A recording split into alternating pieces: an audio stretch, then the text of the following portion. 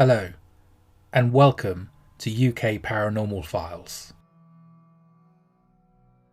Through the annals of history, people have seen unexplainable lights in the sky, the kinds of phenomenon that a modern day witness might describe as a UFO. In this episode, we shall simply take a look through a number of these historical accounts, as recorded via mainstream news sources of the day.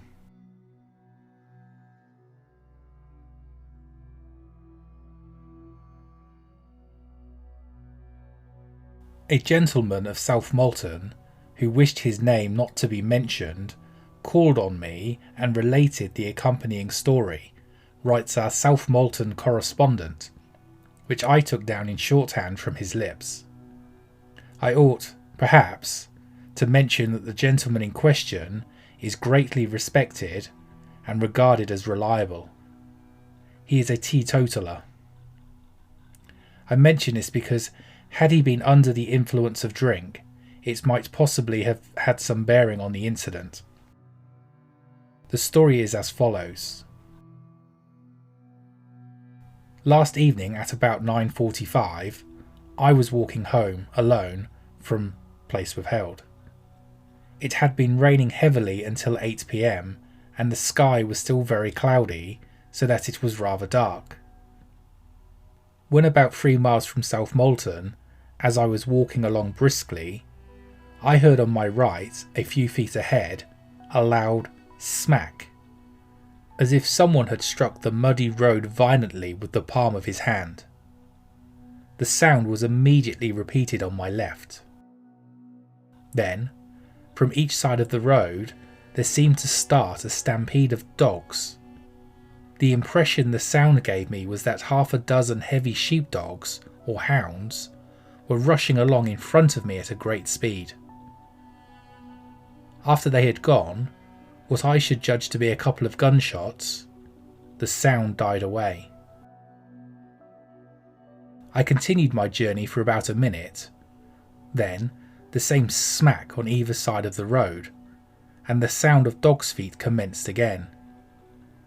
It died away in the same manner as before. On coming up to the spot where it last ceased, it recurred in precisely the same fashion. Up till then, I had been merely puzzled. I am by no means a nervous man, and have walked hundreds of miles in the dark. But the third repetition of the unexplainable incident really made me feel uncomfortable. I felt that if my greatest enemy, if I had had one, came along at that moment, I should have been pleased to see him. I ruminated a few moments and wondered what I could do to solve the mystery, for I felt that if, as appeared to be the case, those invisible dogs meant to race in front of me for the rest of my walk, more than 2 miles, I could not stand it. There seemed, however, no alternative but to push along, so I resumed my walk. Guessing the spot where the sound of the dog's feet was last heard, I paused just before coming up to it, and kept my eyes on the road with the view of seeing whether I could detect any animal or object, but it was too dark. I could see nothing but blackness. Presently, however, out of the darkness, I observed a tiny speck of light appear in the hedge. I regarded it as steadily as I could, for I must confess my nerves were now really upset. Gradually it grew. The colour was bluish white, somewhat resembling an electric spark, and the light it gave out was brilliant and penetrating. It increased in size until it became as big as a football, a ball of white flame, flecked with bluish spots. I was still watching it, and I sweat as I've never done before, when it began to revolve and turn irregular somersaults, illuminating the road and bushes in a remarkable manner. A few seconds of this was all I could bear. I was feeling quite overcome. Pulling myself together, I shouted, "Get home!" The hideous-looking thing instantly vanished. I walked home without further incident. Ignis Fatuus? No, it could not have been that, because the road lay high and there are no marshes or wet ground within several hundred feet. My object in asking you to send this story to the Gazette is to ascertain, if possible, whether there is any explanation of the phenomena, or to know, at all events, if any reader has ever had a similar experience. I shall await the result with great interest. I may say, however, that I attach no actual importance to the affair. I am not in the least superstitious, but I have never had an uglier quarter of an hour in my life than during the time it was happening. I believe it was sufficient to unnerve anyone.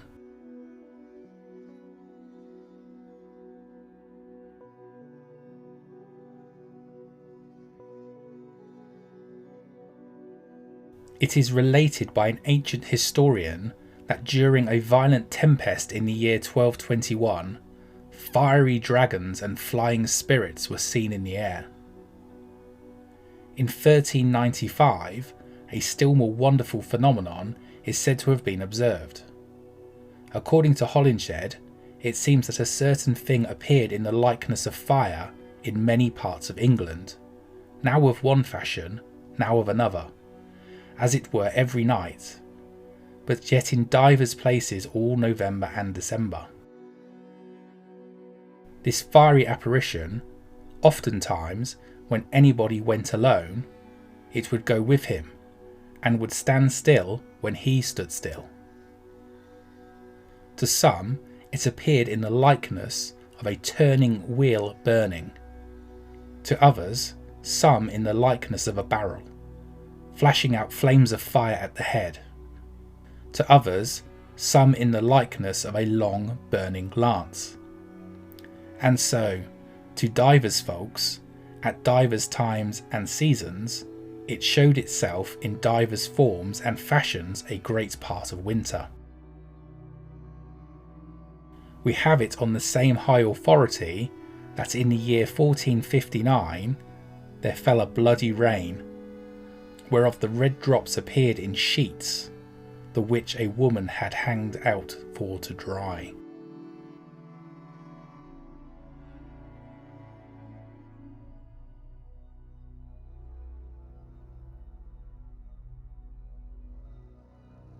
Meteors. The Reverend E. Budge of Manican read an interesting communication on a meteorological appearance that recently occurred in his neighbourhood, the details of which he had from individuals on whose veracity he could rely. After a few introductory remarks, the Reverend gentleman says, "On the night of the 2nd of August last, an American vessel laden with timber was lying in the middle of Helford Harbour, just opposite Bossahan. About 9 o'clock at night, some persons who were stationed on the deck observed, at a short distance up the river, a strange-looking light, which was approaching towards them and which excited their surprise and became the subject of their conversation.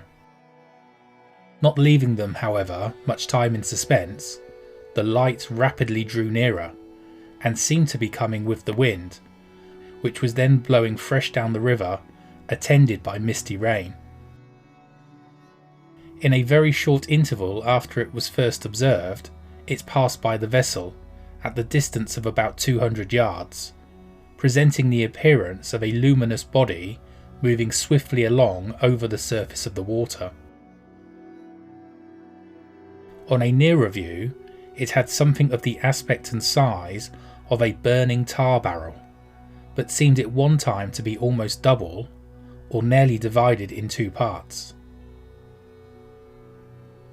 After passing the ship, it continued apparently to move on in a similar manner, and in just the same direction towards the open sea, continuing visibly for several minutes, and appearing in the distant horizon somewhat like the light of a steamer in the offing, or as one of the spectators observed, it bore much resemblance to the beacon light at St. Anthony Point.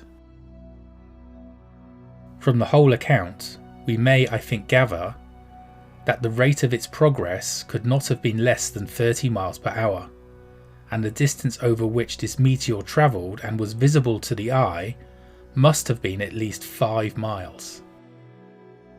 The weather, it should be observed, during the previous day was of a very unsettled kind. At early morning there had been heavy rain. The afternoon was rather windy with showers, but no lightning or thunder was observed. Having communicated the above particulars to Mr. Snow Harris, who has lately published an exceedingly interesting work on thunderstorms, he has favoured me with a reply in which he says, "I consider the explanation of this phenomenon easy and a confirmation of my views of electrical action from the clouds, given in pages 36, 37 and 38 under the head Fireballs. And I have no doubt that the ball of light perceived progressed with the clouds and did somewhere terminate in violent disruptive discharge upon the principles explained and illustrated at page 36. As Mr. Harris's valuable work may not as yet be in general circulation, it will not perhaps be deemed superfluous if I observe here that he refers in these pages to a similar instance of a ball of light having been seen moving over the surface of the sea. In the account read at the Royal Society and recorded in the Philosophical Transactions, volume 47, page 366, the narrator states that, on November 4th, 1749, whilst taking an observation on the quarter-deck of the Montague, a 74-gun ship, one of the quartermasters requested him to look windward, upon which he observed a large ball of blue fire rolling along on the surface of the water as big as a millstone, at about 3 miles distance. Before they could raise the main tack, the ball had reached within 40 yards of the main chains, when it rose perpendicularly with a fearful explosion and shattered the main topmast in pieces.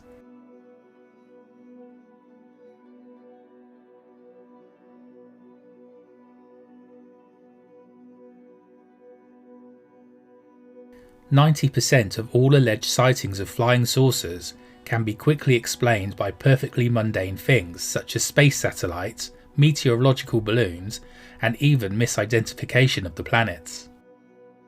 The fact that we cannot positively identify the remaining 10% is due to the inaccuracy or paucity of the information supplied."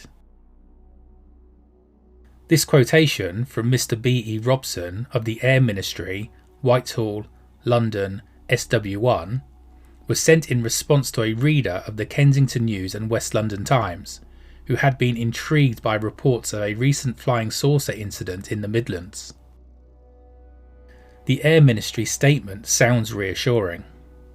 Let us, however, survey the facts and see how officialdom's statement itself stands up to investigation. The early morning of February 9th, 1962 was dark and cold. Mr. Ronald Wildman of 43 St. Margaret's Avenue, Luton, Bedfordshire, is a Vauxhall delivery man. He takes new cars ordered by customers in the provinces to their destination. On that morning, he was on a routine journey to South Wales. He had started early in view of the distance of his journey and of the fact that a new car has to be run in slowly. His story can best be told in his own words. "I left home at 3 a.m. to proceed to Swansea with a new estate car from the factory.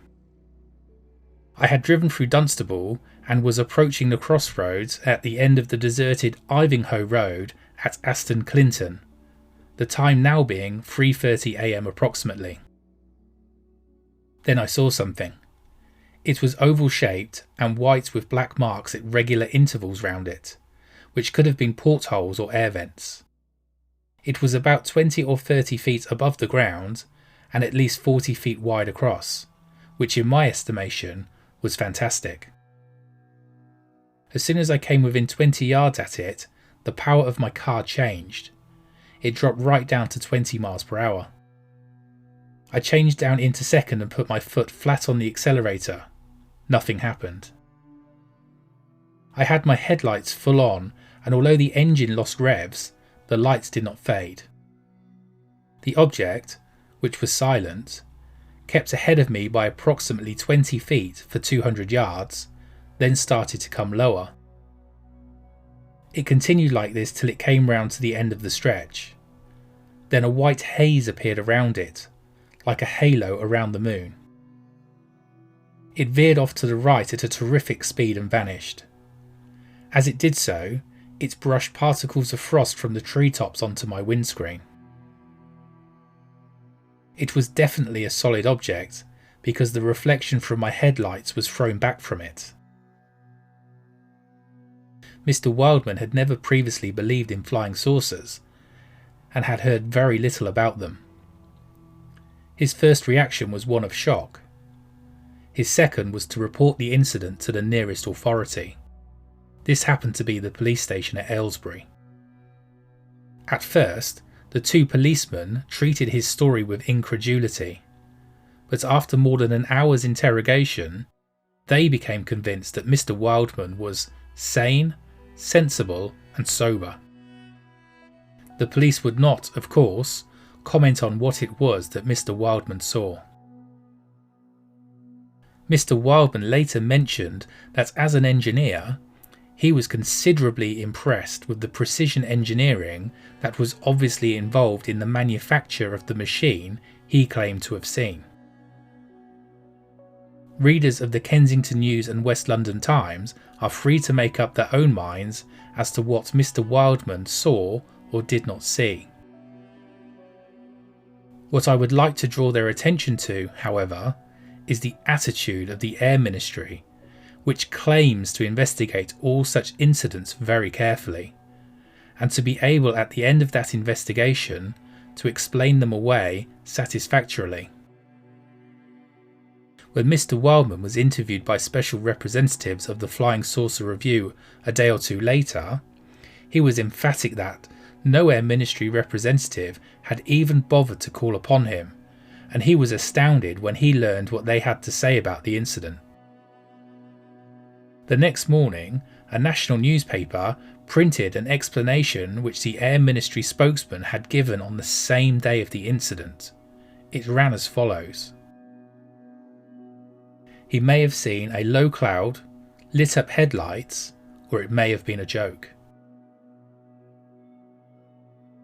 What readers of that national newspaper were not told was that no Air Ministry representative had troubled to speak to Mr. Wildman at all.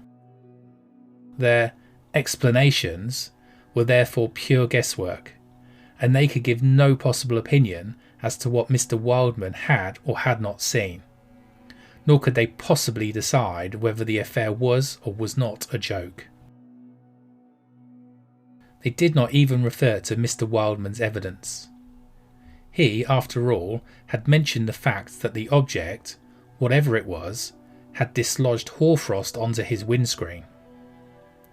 The police, who are experts in such interrogation, declared that he was telling the truth. The Air Ministry, therefore, in this instance did not even investigate before offering an explanation. In the process, they slandered both Mr. Wildman's competence and his integrity. If this is a fair example, and I maintain that it is, then both the opinions and statistics offered by the Air Ministry on this subject are worthless. What do you think of these articles? Do you think these are valid accounts of UFOs and alien encounters described as honestly and accurately as possible by these eyewitnesses and journalists? Or do you think that there are mundane and obvious explanations for each? Let me know in the comments section down below. If you've enjoyed this video, please also click the thumbs up button to show me and YouTube that you like this video. And if you think your friends and family might like this video too, why not give it a share by clicking one of the icons down below? It would be greatly appreciated too if you would go ahead and click the subscribe button and turn on notifications. That way YouTube will alert you the next time a regularly scheduled episode goes up on the channel. As always, all that's left for me to say is thanks very much for watching.